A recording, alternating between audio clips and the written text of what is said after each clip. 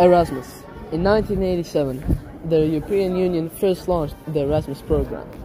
It offered a greater collaboration between universities and higher education institutes in Europe.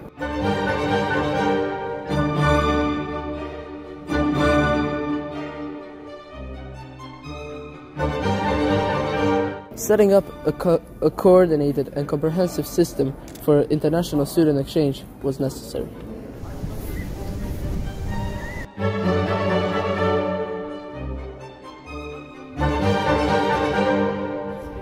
After expansion, the program is referred to as Erasmus+. In its expanded form, it is a framework which supports collaboration, mobilities, especially ones regarding education, training, youth, and sport inside the EU, but has recently also looked out of its borders as well.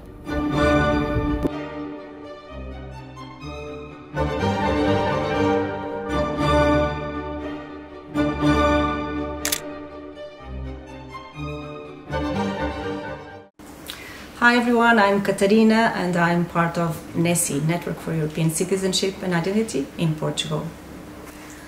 We are the project leaders and are in charge of project management and the digital storytelling app, which included the youth exchange program, among other things. We are a non-profit association located in Porto, and we are part of the Network for European Citizenship and Identity NGO, which extends currently to 14 European countries. We started our branch in Portugal in 2018 after I participated in a training course in Cyprus. I had never heard about Erasmus outside the university, and I thought it would be really important that people knew about how great these programs are. We mainly engage in promoting communication skills for developing responsible opinion about difference in the European Union. Hi, my name is Sanja. I come from Split, Croatia, where I run a youth club called One Youth. Here we do a lot of fun activities and courses and workshops for kids under 18 years of age, such as graphic design, YouTuber, leadership, entrepreneurship, film school, and a lot of other one-offs like ceramics, word work, going on trips, and doing Erasmus projects. Hello, I'm Erika. I'm a co-founder of OnDemand, and OnDemand is an organization, Italian organization. We work with mindfulness and informal education. Our core values are care, innovation, awareness, and creativity. And our main focus is to support people and their well-being, also regarding some specific target group, such as migrants, youth with disabilities, and youth in general. And I really hope that OnDemand can contribute to the life and to promote a non-judgment approach. In May 2022, we developed the K1 training for youth workers in Imperia, Italy. And on this project, during the follow-up workshop, the staff of NECI talked about their problem with involving young people from Portugal. We wanted to implement this project because not many people in Portugal know about Erasmus programs outside university, and even university students report that their parents were afraid to let them participate. So we expect this project can help everyone in Portugal understand what kind of programs exist and what people have attended feel about them, which generally is that it was fantastic.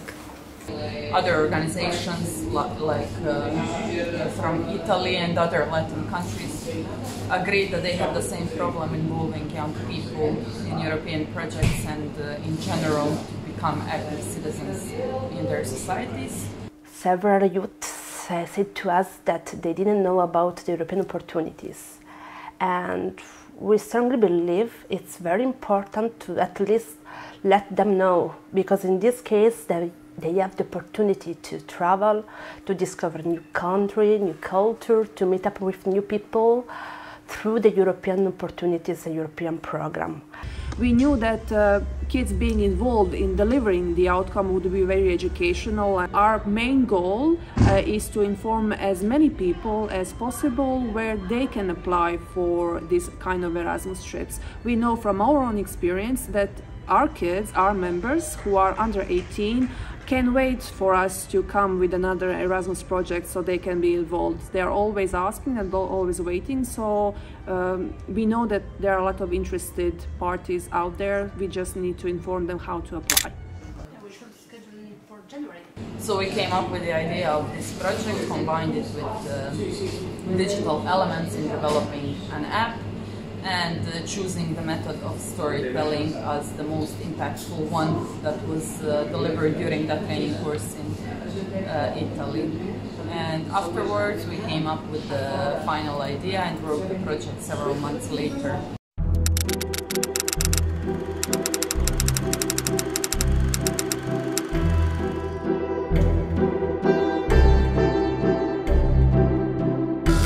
Once the project was accepted, our team got straight into work.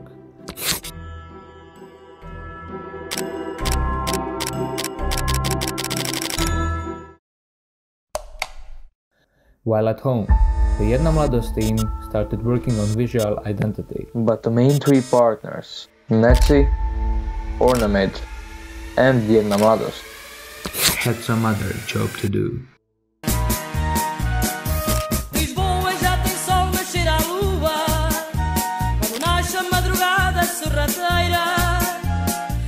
The kickoff meeting in Porto, Portugal. Don't put off until tomorrow what you can do today.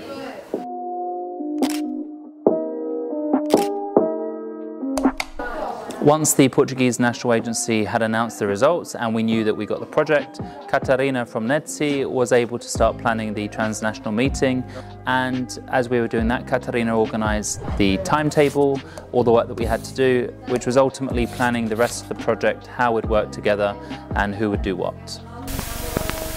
And with the first steps in Portugal, the timeline of the project had officially begun.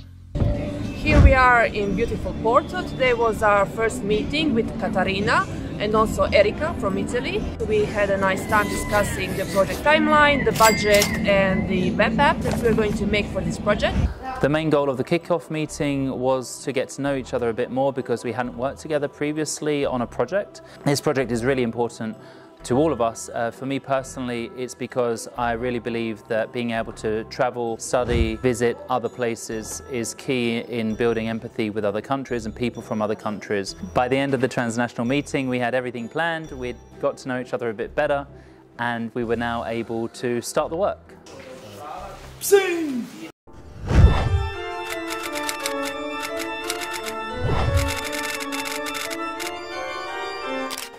Before the transnational meeting, we started developing the logo and the visuals, the visual identity for the project. And once we had all of that in place, we could then start building the website, the social media channels. We decided to use Facebook and Instagram for our regular posts because we felt that would put us in touch with either people that run Erasmus projects or those interested in being part of Erasmus projects. We also have a YouTube channel. The main goal of all of these channels is to promote the project, but also to promote what it is like to go on an Erasmus project from the perspective of a whole range of people going on a whole range of projects, from Erasmus for young entrepreneurs, Erasmus for youth, either under 18 or over 18, and Erasmus as a student, like a university student.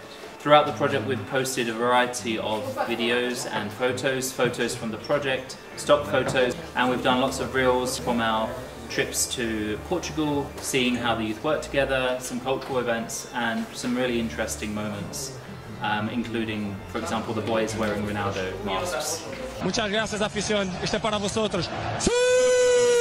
For the marketing section, we engaged two groups from Jedna Mladost, the graphic design group and the YouTuber group. The campaign in total will run for 1 year.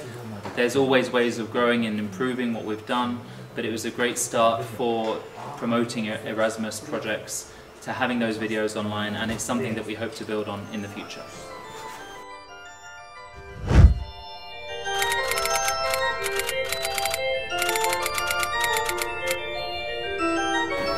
Quality management is a crucial part of this project.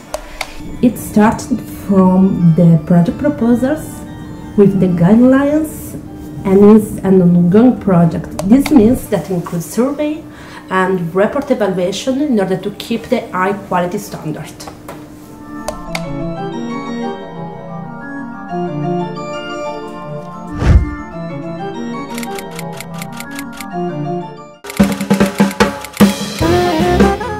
Today I filmed 6 people who didn't go on an Erasmus trip before and asked them questions about the EU values, why they were scared to go on an Erasmus trip, and how to motivate them to go on an Erasmus trip eventually. But it wasn't just interviews that we needed. We also wanted to hear from a range of people from across Portugal, Italy and Croatia to tell us about their experiences on Erasmus mobilities, so that we could use them in the app later on and inspire these people who hadn't been to actually find out more and go.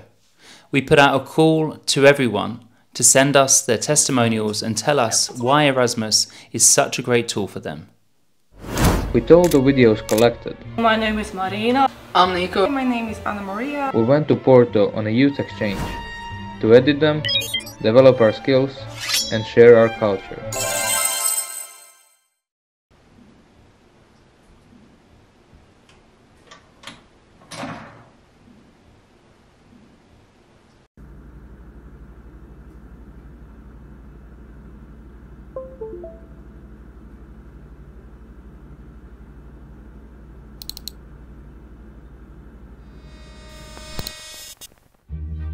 I didn't actually mentally prepare for the trip. Traveling without my parents didn't make me more stressed, but it made me feel more free. Once we'd selected the participants, they were extremely excited. The group was well oriented. I was really proud of us experiencing such a trip.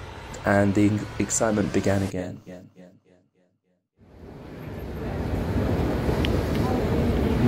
We're going to Porto on the youth exchange. Yay!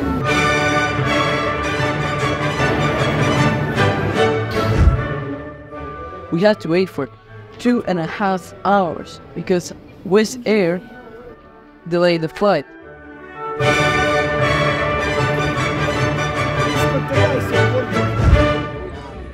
I'm expecting to learn something about the Portuguese culture, steal their candies, and make a lot of progress on this documentary and this project.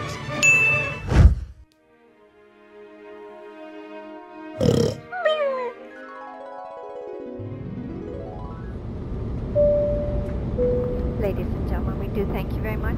What are you drinking? Sparkling water.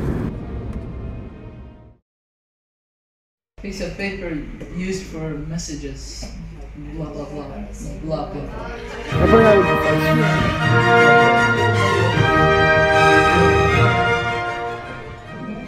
On the second day, we met the Portuguese. Amazing people. They even brought us traditional pastry.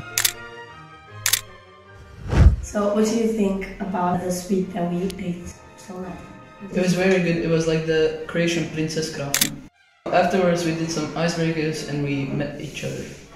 Then we walked to the stadium and had Francesinha.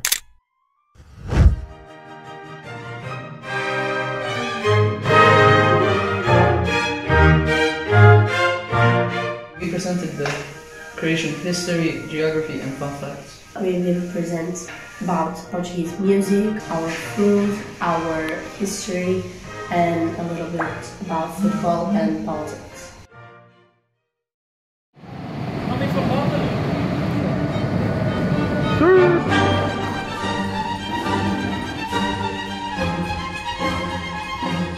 Yesterday was our first day of actually working. It was my first time editing videos.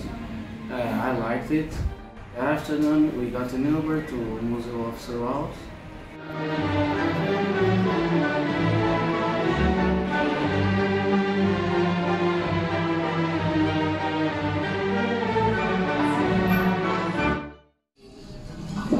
From the museum, we got to the city center and had dinner. We also met some cool guys. É na estação, a churrasqueira da estação. Primeira vez que eu fui ali.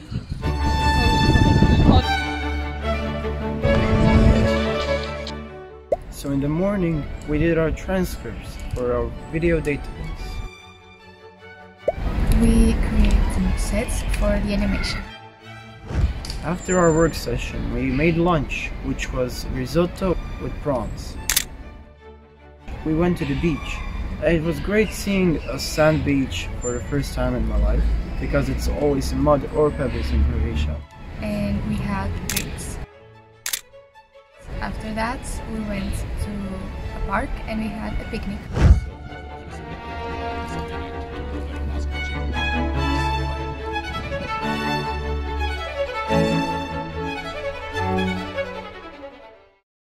Michael, can I just throw my business card down there? No. So yesterday was a good day. We started in the morning with energetic games. We were seeing testimonials and we did transcriptor.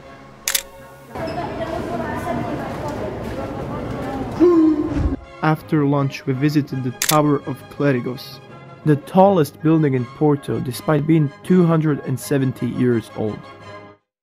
We also explored the mystical library of Lelo, which Harry Potter was inspired by. It was Sophia's last day with us, so we went to a shopping mall to play some arcade games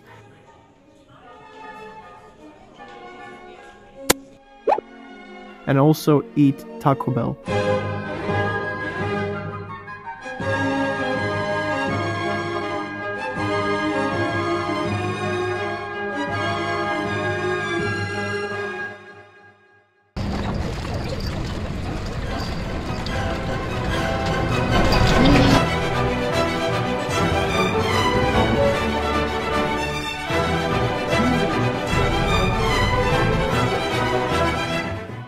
So in the morning we had a working session.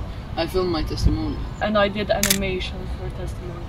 After lunch we went to a palace with a lot of good artwork and architecture. We also went to the river cruise and it was really amazing. We went to Gaia and we hopped on a cable car.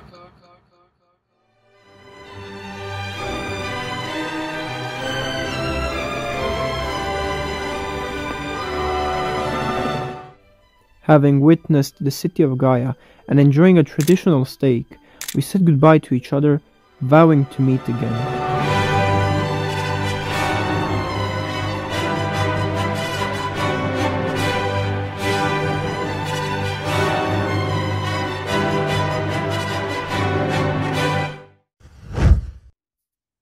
We did some work and went to Porto, of course, but what did we actually achieve? We edited testimonials into short-form content. We created animations to go with those videos, and we enjoyed the trip immensely. Now we were ready to go to the final part, creating the web app. We developed the web app where we compiled interviews to youths from the 3 partner countries, explaining why they have not participated in EU programs. And we also collected testimonials from youths who have participated, and we made available complementary information about these programs so that all youths and their parents feel unafraid and really enthusiastic about participating. We hope that we interview less and less people and that we collect more and more testimonials in the near future. With the web app coded, programmed and tested, we were ready to launch it to the world.